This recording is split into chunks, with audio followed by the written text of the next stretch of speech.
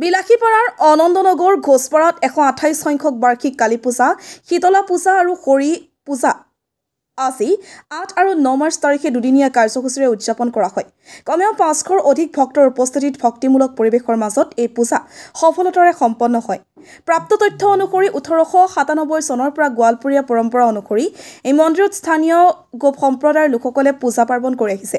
বিশেষকৈ দৌল পূৰ্ণিমা আৰু শ্ৰীকৃষ্ণ জন্মাষ্টমীৰ দিনা এই উৎসৱ অত্যন্ত ভক্তিপূৰ্ণ পৰিৱেশত উদযাপন কৰা হয়। এই মন্দিৰ প্ৰতিষ্ঠাৰ পিছত এক দীৰ্ঘ ইতিহাস আছে। 1887 চনত বিলাসীপাৰাত তেতিয়াৰ জমিদাৰ নাইব উমেশ চন্দ্ৰ ঘোষ আৰু চন্দ্ৰকান্ত ঘোষৰ উদ্যোগত এক বিঘা ভূমিত এই মন্দিৰ স্থাপন কৰা হৈছিল। জমিদাৰ আমোলতে দান কৰা এই ভূমিত সেই সময়ৰ পৰাই পৰম্পৰাগত পূজা অৰ্চনা চলি আহিছে। কিন্তু দুখজনকভাৱে বিলাসীপাৰা আটাইতকৈ পুৰণি এই পীঠস্থানৰ চৰকাৰীভাৱে কোনো ধৰণৰ অনুদান লাভ কৰা নাই। মন্দিৰ কমিটিৰ সভাপতি আৰু সাধাৰণ সম্পাদকৰ মতে এই ঐতিহাসিক ধৰ্মীয় স্থলীৰ সংৰক্ষণ আৰু বিকাশৰ বাবে চৰকাৰৰ সহায়ৰ প্ৰয়োজন। ধুবুৰীৰ পৰা ৰঞ্জিত ঘোষৰ report, north east frontier news. আজি আমি উপস্থিত আছোঁ বিলাসীপাৰা চহৰৰ মাজমজিয়াত আনন্দনগৰ ঘোষপাৰা অঞ্চলত। ইয়াতে আমি এখন আটাইতকৈ পুৰণি এখন কালী পূজাত উপস্থিত আছোঁ, যিখন কালী পূজা 128 বছৰীয়া কালী পূজা বুলি প্ৰবাদ আছে। এইখন 1897 চনতে প্ৰতিষ্ঠা হোৱা কালী পূজা।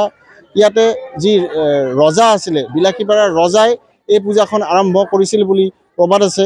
আৰু এই অঞ্চলৰ অতি পুৰণা মানুহখিনি, যিখিনি ঘোষ সম্প্ৰদায়ৰ মানুহ, সেই ঘোষ সম্প্ৰদায়ৰ মানুহখিনিয়ে এই পূজাখন আৰম্ভ কৰিছিল বুলি প্ৰবাদ আছে। ইয়াতে বহুত যথেষ্টখিনি বিষয়ববীয়া আছে। আমাৰ লগতে বহুত পুৰণি মানুহ আছে। পূজাৰ সময়ত আমি তেখেতসকলৰ লগত কথা পাতিম যে তেখেতসকলে এই পূজাখনৰ অলপ ইতিবৃত্তটো আমাক অকণমান ক'ব। আমি এতিয়া কথা পাতিম। ইয়াৰে যিখিনি আছে, মই কেমেৰা পাৰ্চনক অনুৰোধ কৰিম মোৰ ওচৰলৈ আহিবলৈ। আৰু ইয়াৰে যিখিনি আটাইতকৈ বৰমূৰীয়া মানুহ আছে, সেই বৰমূৰীয়া মানুহখিনিৰ লগত আমি অকণমান কথা পাতিম। আপুনি কওকচোন অকণমান বিষয়ে, কেনেকুৱা পূজাখনৰ বিষয়ে। যখন আজি 135 বছৰ হ'ল পূজা হৈ আছে। আমাৰ ইয়াত গ্ৰামেৰ মানুহ আছিল, উমেশ নায়ব আছিল, চন্দ্ৰকিশোৰ ঘোষ, জমিদাৰ কেশিয়াৰ আছিল, সি আছিল প্ৰেচিডেণ্ট। এই কিবা আপোনালোকে চৰকাৰী অনুদান বা সাহায্য পাইছে নেকি? না, চৰকাৰী অনুদান পোৱা নাই। এতিয়া যিটো ঘোষণা চলি আছে যে চৰকাৰে বহুতো পূজা মণ্ডপত আৰ্থিক সহায় দিছে, সেই বিষয়ে আপোনালোকে কিবা পাইছে নেকি? সহায় অকণমান জনাব। পোৱা নাই। অসমৰ মাননীয় মুখ্যমন্ত্ৰীক কিবা জনাব বিচাৰিছে নেকি? আমি জনা নাই আমি কোনো ডনেশ্যন পোৱাই নাই। ঠিক আছে। এতিয়া আমাৰ ইয়াৰে বিষয়ববীয়াই কোৱা মতে যে তেওঁলোকে কোনো ধৰণৰ আৰ্থিক সাহায্য পোৱা নাই। এইখন কালী পূজাত চৰকাৰৰ পৰা কোনো অনুদান তেওঁলোকে পোৱা নাই। আৰু আমি কথা পাতিম ইয়াতে থকা আমাৰ ছাৰ, মাননীয় সত্যেন ঘোষ ছাৰৰ লগত আমি কথা পাতিম। ছাৰে দুআষাৰ ক'ব আমাক। ছাৰ কওক। মানে আমাৰ এই মন্দিৰটো প্ৰায় 128 বছৰ হ'ল, 30 বছৰ ক'লে তেখেতে ঠিকে আছে।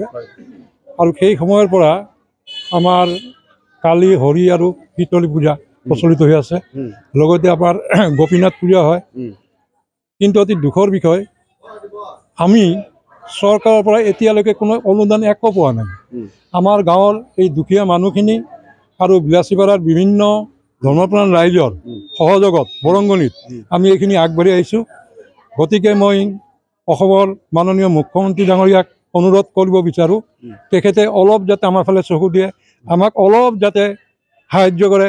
কাৰণ ইতিমধ্যে আমি শুনিলোঁ যে প্ৰত্যেকটো মঠ, মন্দিৰ, সত্ৰ, নামঘৰত 3 লাখকৈ টকা দিব। কিন্তু দুখৰ বিষয়, আমাৰ নাম মানে মন্দিৰৰ নামটো তাতে বোলে নাই। মই শুনিলোঁ আৰু কি বিশেষ সূত্ৰে।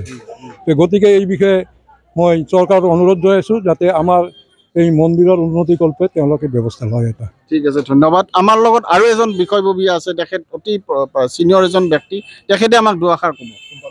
ইতিমধ্যে তেখেতে আমাৰ ছাৰ আৰু আমাৰ বয়োজ্যেষ্ঠ খুৰাই গোটেইখিনি কথা কৈছে।